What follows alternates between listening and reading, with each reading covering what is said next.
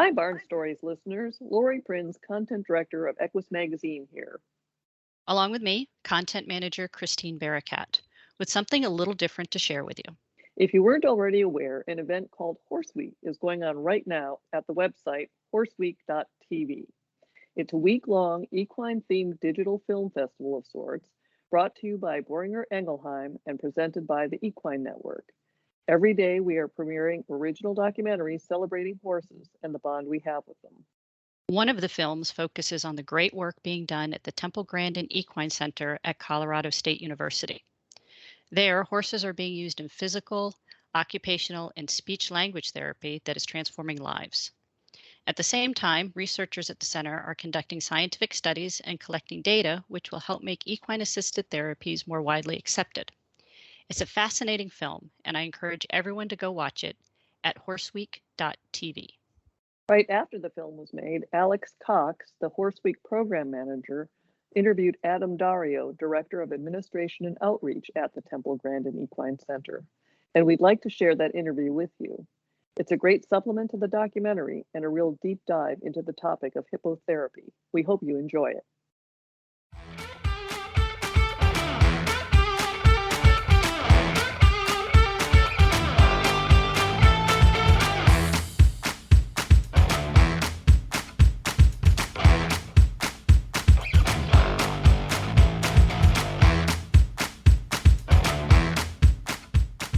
Hi everyone, and thank you for joining us today as we learn more about Horse Week, brought to you by Boehringer Ingelheim. I'm your host, Alex Cox, and I'm joined today by Adam Daurio, the Director of Administration and Outreach of the Colorado State University Temple Grandin Equine Center. Adam, thank you for joining us, and let's get started. What is your involvement with horses? Well, in general, my involvement in horses has spanned since I was born. Was very lucky to be raised rural with horses around. Some, just for general work at the farm and ranch. And then as I grew up, started doing more with rodeo and, junior events, and then started showing Western all-around horses. My family has raised horses, trained horses, shown horses. And then I continue today as an administrator in the equine industry, meaning that I run some facilities that are equine-assisted service facilities. Okay, so coming from your really strong sense of an equine background, how did that transition into being involved with the therapeutic riding programs? I was just really lucky to stumble into the equine-assisted service industry.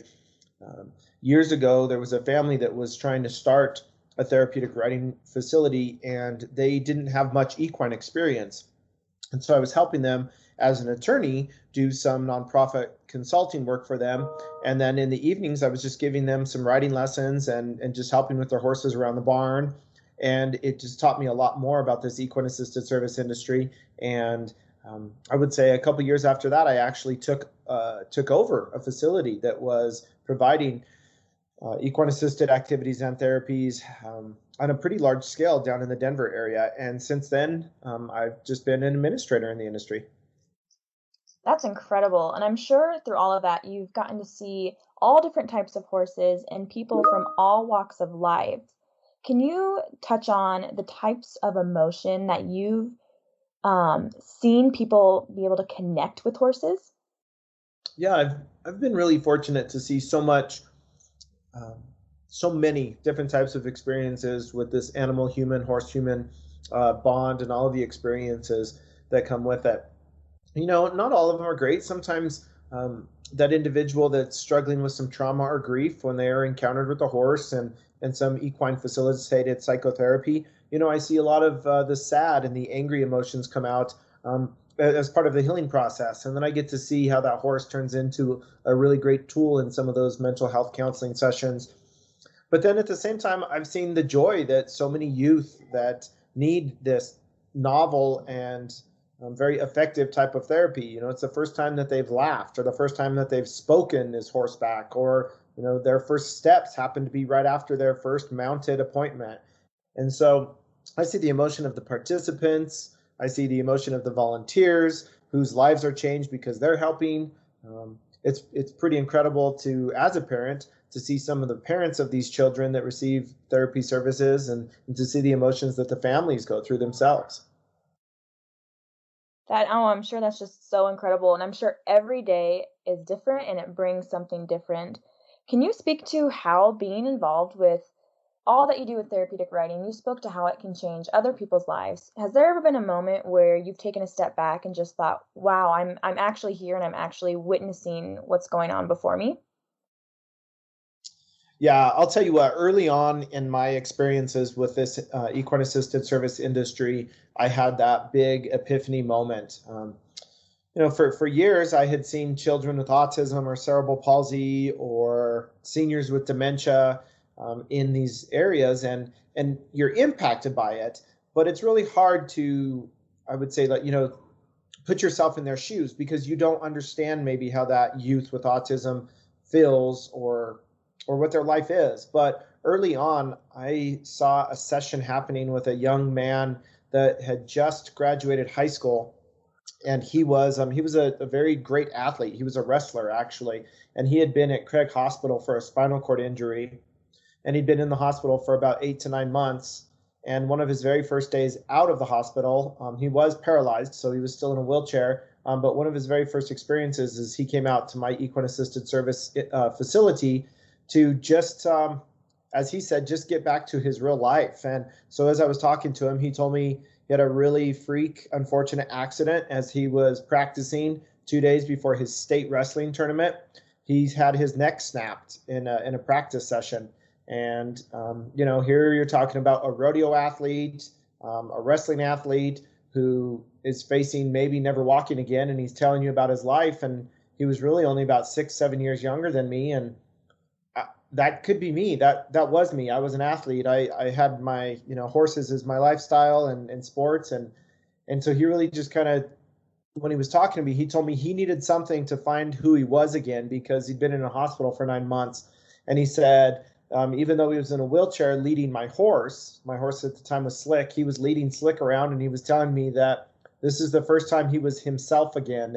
And yeah, he might not be able to walk, but he could still do things with horses, and he was lunging Slick. And that was my epiphany moment of, wow, these animals are just spectacular, and this industry is very effective, but so novel and so important to so many people. Oh, absolutely. And it definitely puts things in perspective, and it makes your bad days or times that people get stressed. I mean, it doesn't matter, don't sweat the small stuff. And that's such a good point. It could be any of us in that position. And so it's definitely just a great reminder of not to take life for granted, not to take anything for granted, because you just never know. The tables could definitely be turned. Absolutely. And it really shows you, I know you have to put everything into perspective and it's all relative, but it really shows you what these families go through on a day-to-day basis and what those small wins really mean to them.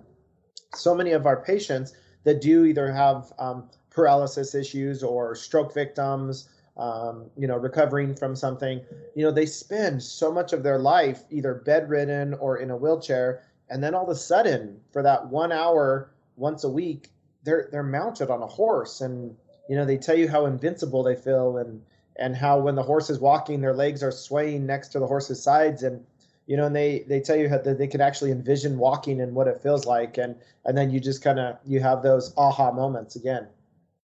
Oh, absolutely. And speaking in part of just, you put so much trust and so much faith into these animals to be able to truly put people's whole lives on top of them. Can you speak, what makes the horses that you guys use for all of your programs, what makes them so special, and what makes them stand out from different horses? Yeah, I think just like humans, we all have our special skills, and our experiences help us in our education and what we work towards. And really, that's pretty true with a horse that's involved in equine assisted services. Is not every horse can do it or wants to do it, and we have to really be kind and manage the welfare of the animals. And as we introduce this type of work to these horses, we have to see, does their temperament allow for this? Do they enjoy this? Can they handle the stress from this? And And then, are their size appropriate, and is their gait appropriate? And, we work really hard with our horses to make sure that they are compatible into the type of program that we hope that they can serve. Yeah, absolutely. And I'm sure you take all of those things into account. Is it fun to see the relationships grow between the riders and the horses? Do some have favorites? Do some get excited to ride a certain one over another? We are so fortunate to see that horse-human bond with just about every appointment. And, sometimes, a horse can be a tool in these sessions, right? So certain horses are chosen for certain reasons. And it's really, it's the therapist's or the instructor's role to know which horse and when. And sometimes these youth are so committed to working with a specific horse, they have that bond with them, that they don't want to work with another horse. And so, we see it a lot. They come in and they don't say anything about my therapy session or my therapist. They always talk about that horse. For example, Joey walks in and every day he's just ready to see Harley, and Harley's his buddy, and he rides Harley, and Joey doesn't think of it as a therapy session. He just knows that he gets to spend time with his horse. And so that's really neat. And we see that a lot with the youth, but it's really impactful when you see the adults. And there was an older individual, a male, that was recovering from a stroke, and he had one specific horse that he liked to work with, a larger horse that he said he identified with. And it was just really impactful to hear him say, I look forward to this type of therapy, and it's purely self-motivating, because this is a living, breathing animal. Instead of me having to go to the hospital or the basement of a medical clinic and be hooked up to a machine to stretch me, they talked about how I get to get on top of this horse who's living and breathing, and I touch his hair, and he smells me and I smell him, and he said every week I crave the bond that I have with this animal that's helping me get better. Oh my gosh, I'm sure there's so much power behind that. And I'm sure you get to see it all come full circle, and just watching that confidence and those relationships grow. I'm sure that just warms your heart every time you see it. Absolutely. With my role at the Temple Grandin Equine Center, coming out of Colorado State University, we are very focused on research and education, and really advancing evidence based, data driven results and the science behind equine assisted services. But that doesn't mean that we ever lose sight of what the real passion is here. And it's that human animal bond, and just the incredibly motivating and effective services that can be provided in this equine environment. Oh my gosh, that's great when you see programs like this actually put the purpose behind the people and put them first. I think that's really, really amazing. Can you speak to a little bit about the research that you guys are doing and kind of what your hopes are for the future? Yeah, so we have 3 different tracks of research going on at CSU right now regarding equine assisted services, and one track is providing occupational therapy in the equine environment to youth with autism. We have a track of research that is providing equine assisted services to adults with Alzheimer's or other dementia.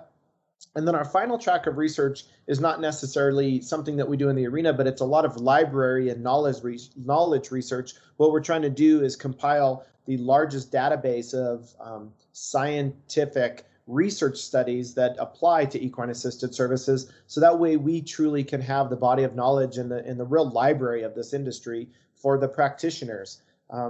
But what we really hope to accomplish is we hope to advance this industry and the most promising areas. And that's why we've started with youth with autism. We believe that there's a very strong way to manualize the accessibility and the feasibility of what we're doing. And we want to bring this to the masses, and we want people to know that there are very meaningful and effective and novel ways to utilize equine assisted services to better their lives.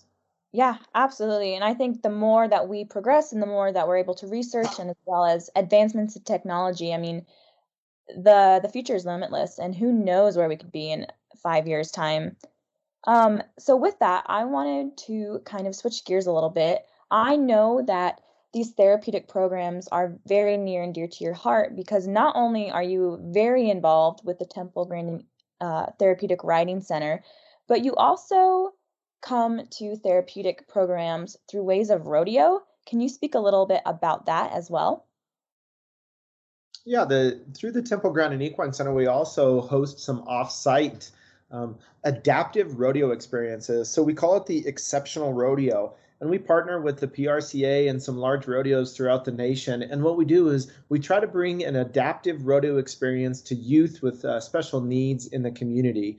And that it's not actually with live animals most of the time. It's just kind of mock rodeo experiences and so what we do is we just try to bring the youth with these special challenges down into the ground. Like, we want them to be on the floor of the arena where their cowboy heroes are performing their events, and we want them to experience what it would be like to be a cowboy, a cowgirl, or a rodeo athlete for the day. And it can be doing stick horse barrel racing with their athletes, or learning to rope and throw the lariat. And we have some teeter-totters that we've made into, a bucking bull or a bronc or bareback horse. And like I said, what it is to just bring rodeo in an adaptive manner to children that may not be able to experience it, and bring it to the masses too. We do these in some pretty large metro areas, so that way we're not only attaching rodeo to a special needs population that may not see it, but we're also attaching it to this metro population that may not understand or know what rodeo really is. That's incredible. And I feel like that's so much more impactful than just going to an event. When kids actually get to go have a day in the life of a cowboy or a cowgirl, and just anytime a chance to go behind the scenes or to go down on the dirt, I mean, that's where the lasting memories and appreciation really come from. Absolutely. And we try to make it as meaningful and fun and really long lasting impactful is what we're going for. And when these youth come down onto the dirt and smell the animals and feel the dirt and sit on the hay bale, and that everybody gets a hat, and they're the athletes, the professional athletes that are in the arena, helping them as they're, maybe pushing their wheelchair around or whatever. They sign the hats and they yell "Yeehaw!" They throw them in the air, and everybody gets a shirt, and they take a photo, and everybody that participates does get a trophy. So they get their first rodeo trophy. And we want it to be something, like you said, that just when they walk away, they really say, "Wow, I did that. I was part of a rodeo today." I love that. And they get part of the community aspect too, of I'm a member of the team and I'm just like them. And I'm sure they just leave with smiles on their faces and truly appreciate it. And I'm sure it touches them more than you even know. Yeah, there's really there's so many ways that we are thanked, and how great we feel when we're done. But what is really neat is it's always the families, right? Many of our children that we serve, or even the adults that we serve, some of them are nonverbal, non-communicative, and so it's the families and the caregivers that just thank us. But when we're talking about exceptional rodeo, one thing that really stands out is at the end of the rodeo, the volunteers are usually the professional athletes, or maybe even the rodeo queens that are at the rodeo. And when they're done volunteering and helping, every one of them comes over and tells us, this was a big chunk of my day, and I didn't know how it was going to work. And I am so thankful that I came here. And it's neat that they get as much or more than anybody else out of it. Oh, absolutely. I mean, it does. It puts everything in perspective. And I'm sure from them, speaking from experience myself, I remember helping out with the exceptional rodeos, and you do. It's so fun to watch someone become involved with horses or rodeo or livestock in general for the very first time. I think that's something horse people or those who are raised in the lifestyle may take advantage or take for granted sometimes. And it gives you a better appreciation for it when you get to see it through the eyes of someone who has never had that experience before. Absolutely, and it creates a new fan of rodeo, right? And it's a good fan. Oftentimes there is some negative press or media that comes with rodeo, and this is the exact opposite. This is the positive. These are great athletes who care about themselves. They care about others. They care about the animals that are their partners, and we're bringing rodeo into the lives of other people in a very, very positive and fun manner. I love that. Well, and so for my last question today, and speaking of positivity, you are very involved in horses and agriculture from all different standpoints of life, and especially in your role with the CSU Temple Grandin Equine Center. Can you do your best and sum up what you believe the power of horses can have on people in just a few words? Wow. The power of horses. The power is change. They bring out change, and it's motivating and it's self-motivating. And, I think there's a lot of really great experiences or animals or anything in this world that you can spend your time with. But when you spend your time with a horse and you enjoy it and you're motivated, to brush them one more time, then you care for yourself maybe a little more. Maybe you bathe that horse and then you also bathe yourself, or maybe it's the physical activity with the horse and you're getting yourself physically more fit. It just motivates change, and in such an easy, positive way, and you don't even know you're doing it. I would just say that their power is just to change. I love that. I've heard a lot of different people explain that answer, and I've never gotten that outlook on it, and I love that. And I agree with that. There's so much growth and change, and just, it's so wonderful just to have all of that experience. And thank you so much for your time today. I'm really excited to be able to watch the W.F. Young Temple Grandin feature during Horse Week, and I hope that you'll be able to join us during Horse Week as well this October. And thank you very much for taking the time today.